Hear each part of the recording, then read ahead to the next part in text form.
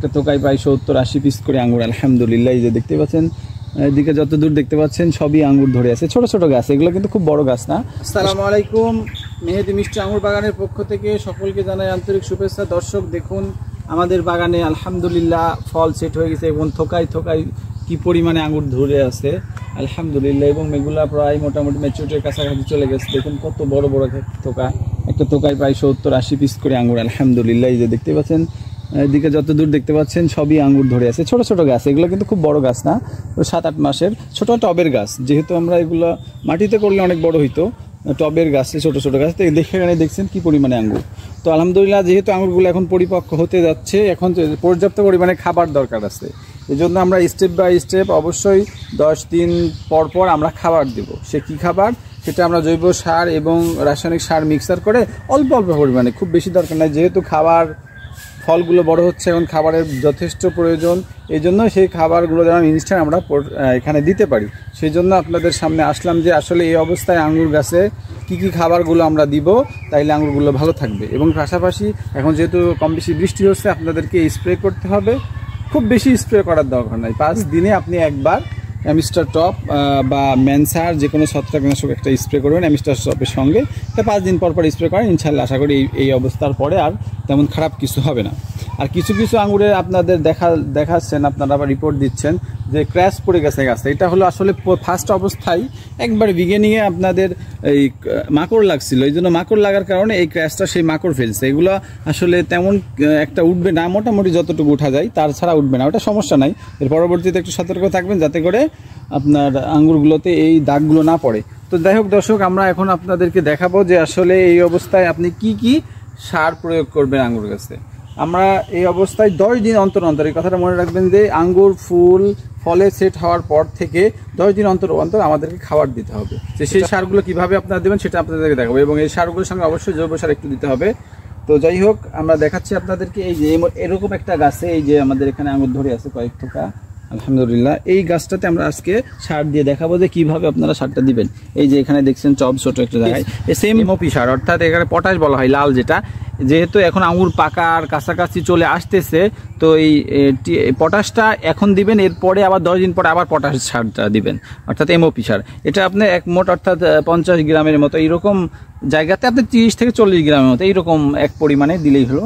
এটা আমরা এইভাবে দিব, যেহেতু এটা দিলে মিষ্টতার পরিমাণটা বাড়বে, যদিও আঙ্গুর মিষ্টি তারপরেও এই পটাশের কারণে মিষ্টতার পরিমাণটা বাড়বে। এভাবে আমরা এই যে ডিএপিটা দিব, খুব বেশি পরিমাণে দরকার নাই, অল্প করে এই যে সামান্য পরিমাণে ডিএপিটা আমরা দিব,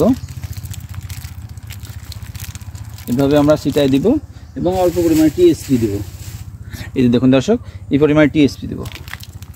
আর এর সঙ্গে আমরা আমাদের এখানে যেহেতু গতকাল বৃষ্টি হয়েছে, এজন্য আমাদের জৈব সারটা আসলে এখন নাই, এখানে আমরা এখন 1 কেজি পরিমাণে গোবর সার অথবা ভার্মি কম্পোস্ট অথবা জৈব যে কোনো টাইকো কম্পোস্ট হোক, জৈব সার আপনি 1 কেজি পরিমাণ এর সঙ্গে ছিটাই দিবেন। এইরকম মনে করেন যে এইরকম জৈব সারটা এভাবে ছিটাই দিবেন এই একসঙ্গে।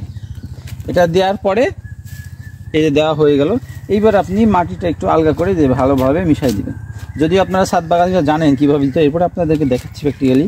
এইভাবে আপনারা সারটা সুন্দরভাবে দিয়ে এই যে মাটিগুলো আলগা করে দিবেন, ভালোভাবে মিশাই দিবেন মাটির সঙ্গে। এই যে এভাবে দিয়ে আজকে আর পানি দিলাম না, যেহেতু গতকালকে আমাদের এখানে বৃষ্টি হয়েছে হালকা, আমরা আগামীকালকে আবার পানি দিব এটাতে। আপনারা যাদের বৃষ্টি হয় নাই তারা এই যে এখন এইভাবে সারটা দেওয়ার পরে পর্যাপ্ত পরিমাণে পানি দিয়ে দিবেন, একেবারে ভর্তি করে পানি দিবেন। যেহেতু এখন টেম্পারেচার বেশি, এখন পানির প্রচণ্ড প্রয়োজন, এই জন্য প্রতিনিয়ত পানির যেন ঘাটতি না পড়ে। এইভাবে আপনারা প্রত্যেকটা গাছে সারগুলো দিয়ে 10 দিন অন্তর অন্তর পানি দিবেন। আর এরপরে আবার কি করবেন, আর 10 দিন পরে আরেকটা ডোজ দিবেন, সেটা হলো যে বোরন দেবেন 10 গ্রাম, ম্যাগনেসিয়াম দিবেন 20 গ্রাম, এবং আপনার জিঙ্ক দেবেন 10 গ্রাম, এর সঙ্গে দিবেন সালফার 10 গ্রাম। এইগুলো দিয়ে একসঙ্গে মিক্সার করে প্রতি গাছের গোড়ায় এই পরিমাণে আপনারা দেবেন। আবার 10 দিন পরে, যারা এখনও দেন নাই তারা এইভাবে ডোজটা বোরন, ম্যাগনেসিয়াম, জিঙ্ক, সালফার এগুলো দেওয়ার পরে এই সারটা ইউজ করবেন। অর্থাৎ এইভাবে আমরা দিলাম, এরপরে আপনারা ওইটা দিবেন, আর ওইটা আপনি 2 মাসে একবার দিলেই হলো। আর সারটা, এই সার রাসায়নিক সার প্লাস জৈব সার মিশায় 10 দিন পর পর আপাতত ফল থাকা অবস্থায় দিবেন, তাহলে গাছের গ্রোথটা অনেক ভালো থাকবে এবং ফলগুলো সাইজটা অনেক ভালো আসবে।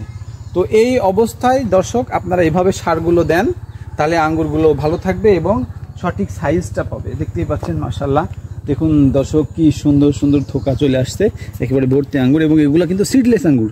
দেখতেই পাচ্ছেন লম্বা লম্বা চিকন চিকন আঙ্গুর, এই যে একেবারে নিচ থেকে ধরা শুরু করছে। শুধু এখানে না, আলহামদুলিল্লাহ দেখুন দর্শক, এই যে এখানে দেখুন কি পরিমাণে আঙ্গুর ধরে আছে, এই এক জায়গায় 5টা থোকা এখানেই।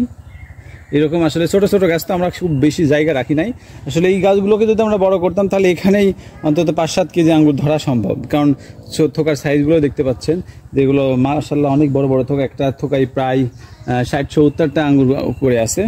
তো যথেষ্ট আঙ্গুর হয়েছে আলহামদুলিল্লাহ। তো আপনারা অনায়াসে ছাদ বাগান এইভাবে পরিচর্যা করে সঠিক আঙ্গুর চাষাবাদ করতে পারেন। মিষ্টি জাতের এই আঙ্গুরগুলো সঠিক জাতটা অবশ্যই আপনাদের মনে রাখতে হবে, সঠিক জাতটা সঠিক জায়গা থেকে কালেকশন করতে হবে, তাহলে ইনশাল্লাহ আপনারা 1 বছরের মধ্যেই, 1 বছর লাগবেই না, 7-8 মাসের মধ্যে আপনার গাছে ফুল চলে আসবে ইনশাল্লাহ।